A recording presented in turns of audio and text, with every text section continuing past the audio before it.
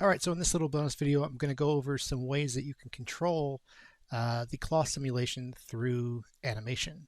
There's two ways that we're going to do this, and the first one we're going to start with are animation notifies. So what I'm going to do is if I play, especially if I do certain things, I can get the clothing into a point where it's not doing it right now, but sometimes you can kind of do some spins and it will do some stuff like this where it will get stuck. What we can try to do is in the idle animation, I can go into the notifies track and right click and do add notify. And you'll see that there's reset clothing simulation. Now by doing this in the idle, it means every time the character stops moving, it's just going to reset. So now let's see. You do kind of notice it, which is, but now at least if I get it into a weird state, it's always going to go back to a nice reset. So it doesn't actually bother me, the reset that's happening. It's just kind of sudden. So one of the things that we could do there is bring it up to 60 frames. That way it doesn't reset right away. It will kind of reset later. So let's get it into a weird spot again, like this. So there it popped. So yeah, you can kind of play with where you want that notify to be, and it will reset accordingly. I actually prefer it to be at the beginning. I'd rather have that quick pop at the beginning than have it later on, midway through the idle animation.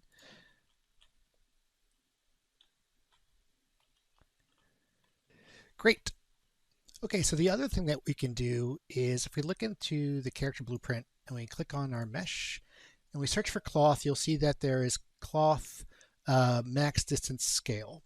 Cloth blend weight you can also try to use, but what I've found with cloth blend weight is it doesn't quite behave as much as I would want. Like you would assume 0.5 means I'd get half animation, half simulation, but that's not really what it looks like. It kind of looks like you just get no simulation as long as it's not at 1.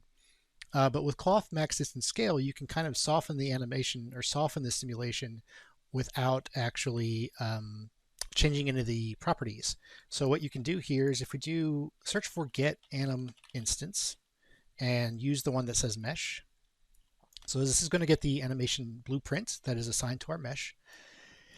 And if we do get curve value, basically what we can type in here is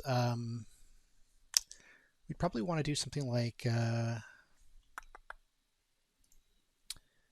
let's do animation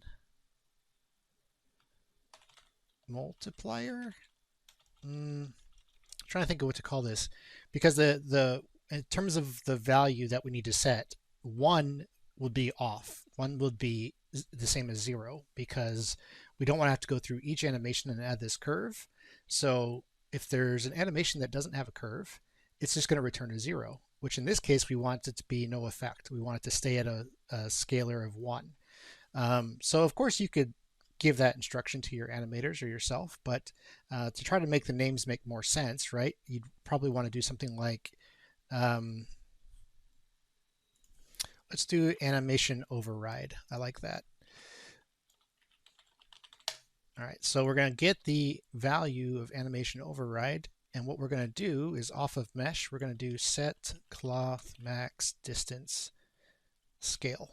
And we're going to do the one down here in clothing, not the one up here.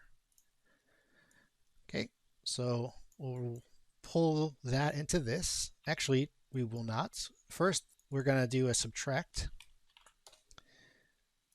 So 1 minus this result, because remember, if we don't have that curve in an animation, it's going to return 0. 1 minus 0 means that the scale will be 1, which is what it is by default. And for now, let's just put this on an event tick. What we could do to optimize this later is throw this in the animation blueprint itself on event update animation, and that would maybe be a little bit better. Okay, so now that we have this set, it's not going to actually do anything because all of our animations don't have this curve, so we should see no difference. But you can see when we jump, right, the cloth is pretty crazy and noisy. So what we're going to do is in jump in anim, I'm going to add a curve, and I'm going to go to create curve and call this animation override. And if we double click on this, we can add a key. And let's say that if we set this to 0.75, that means we want 75% of the animation, 25% of the simulation. Let's go into jump loop, and I'm going to do the exact same thing. This is called animation override. I'm going to set this to 0.75, so we get 70% animation, 25% simulation. So now when we jump, it's a much less crazy thing. We are still getting that reset from the animation notify. I'm actually going to go ahead and take that out. Where was that?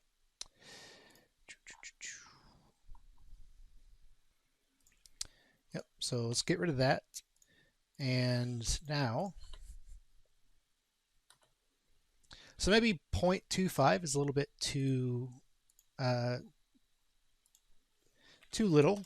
So let's instead do 0.5.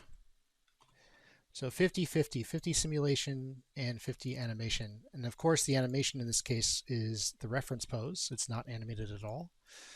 So now,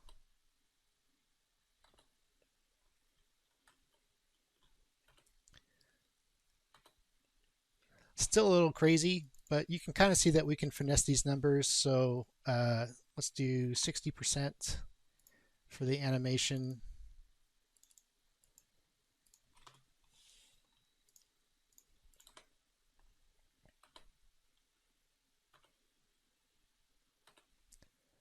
And that's how we can basically control the amount of cloth simulation at the animation level. So that can be pretty useful, and along with the reset notification notifies that you can add to the animations, you can kind of polish how your cloth's going to look. So pretty useful.